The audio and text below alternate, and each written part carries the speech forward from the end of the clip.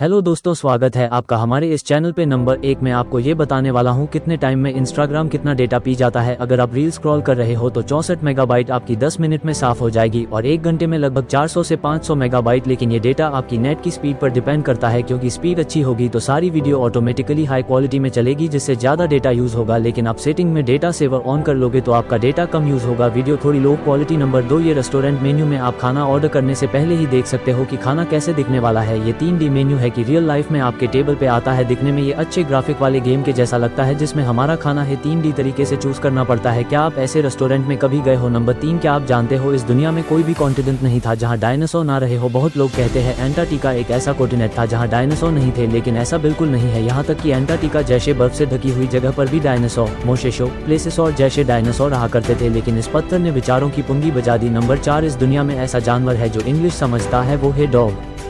Dog बहुत कुछ प्यारे और कुछ खतरनाक है, लेकिन जिन डॉग को बचपन से ही इंग्लिश सिखाई जाती है और उन्हें ट्रेन किया जाता है, वो कुछ हद तक वोइशी टोन्स और इनडायरेक्टली लैंग्वेज को समझ सकते हैं। बहुत से साइनाइटिस्ट का भी मानना है डॉग्स बेसिक वर्ड्स को समझते हैं, लेकिन कुछ साइनाइटिस्ट का मानना है कि ये पूरे सेंटेंस को नहीं समझ पाते। वैसे आप डॉग्स को क्या समझाने वाले हो? नंबर 5, इंसान दिन के एवरेज 2000 कैलोरीज खाता है, लेकिन ब्लू व्हेल एक बार में ही 5 लाख कैलोरीज खा जाती है। सोचिए, बस 5 लाख कैलोरी सिर्फ एक बाइट में। नंबर 6, क्या आपको पता है कि फोन चाहे किसी भी कंपनी का हो, एप्पल, सैमसंग, अनब्रेकेबल, नोकिया, सबके सब रटाई काल क्यों होते हैं, शकल क्यों नहीं? असल में इसका बहुत ही प्रैक्टिकल आंसर है, क्योंकि आईफोन को साथ में रखने और हाथ में पकड़कर चलाने के लिए बनाया था। अगर इसको सर्कुलर बना देते तो फोन को हाथ में रखना और पॉकेट में रखना मुश्किल हो जाता था और उनकी यूज करने भी दिक्कत होती। जैसे आप एक हाथ से पकड़कर बात कर लेते हो, सर्कुलर फोन से आप ये नहीं कर पाते। ये तक कि आप कैमरा, वीडियो और फोटो शूट करते वो सब रेक्टेंगुलर और स्कोप फेस में ही होती है, जिससे फोन में सर्कुलर देखना सरदर्द से भरा होता है।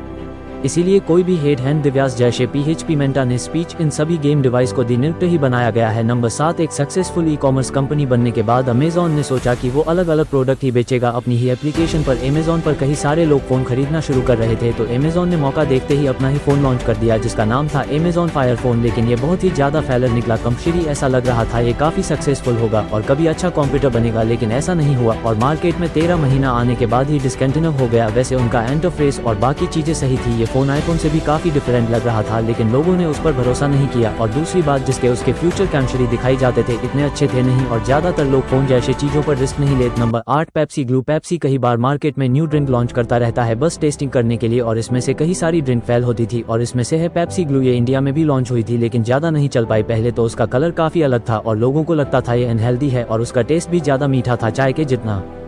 और पेप्सी का कैबिनेट टेस्ट था, ये इसमें थोड़ा मिसिंग था, इसलिए ये फ्लॉप हो गया। उसके बाद पेप्सी एम और क्रिस्टल पेप्सी भी इंडिया में लॉन्च हुई थी। पेप्सी एम बहुत ज्यादा कैफीन का इस्तेमाल करता था और ये बहुत ज्यादा कड़वा लगता था, जिसकी वजह से लोगों को इसका टेस्ट पसंद नहीं आया। और उसी तरह क्रिस्टल पेप्सी भी लोगों को उतनी ज्यादा अच्छी नहीं लगी, इसकी वजह से ये भी फ्लॉप हो गई। और जहाँ तक बात है पेप्सी के रबर की, तो ये एचुली ले बना करते थे और ईबेट और ऑनलाइन मार्केट में भी बाजी मिला करते थे, और ये खास तरीके से प्लास्टिक से बनी होती थी और इस पे क्लासिक पेप्सी का लोगो भी बना होता है। इस रबर का नाम विंटेज पेप्सी अरेंजर था, लेकिन मेन बात यह है पेप्सी वालों ने आप इसलिए नहीं बनाया था, बल्कि कुछ लोगों ने बनाया था। कोलगेट दुनिया का सबसे फेमस टूथपेस्ट ब्रांड है, वो लगभग हर किसी ने यूज किया है, लेकिन 1992 में कोलगेट अपना पहला फूड प्रोडक्ट लॉन्च करता है जो प्लोजन भी फसायना था, जिसे आप मैगी की तरह जल्दी से जल्दी खा सकते थे। लेकिन लोगों को वैसे ही प्लोजन प्रोडक्ट काफी अनहेल्दी लगते हैं और कोलगेट की इमेज एक टूथपेस्ट ब्रांड की थी और लोगों ने इस प्रोडक्ट को बिल्कुल भी पसंद नहीं किया और ये कोलगेट लसानिया स्टोर सेफ में ही पड़ी रही।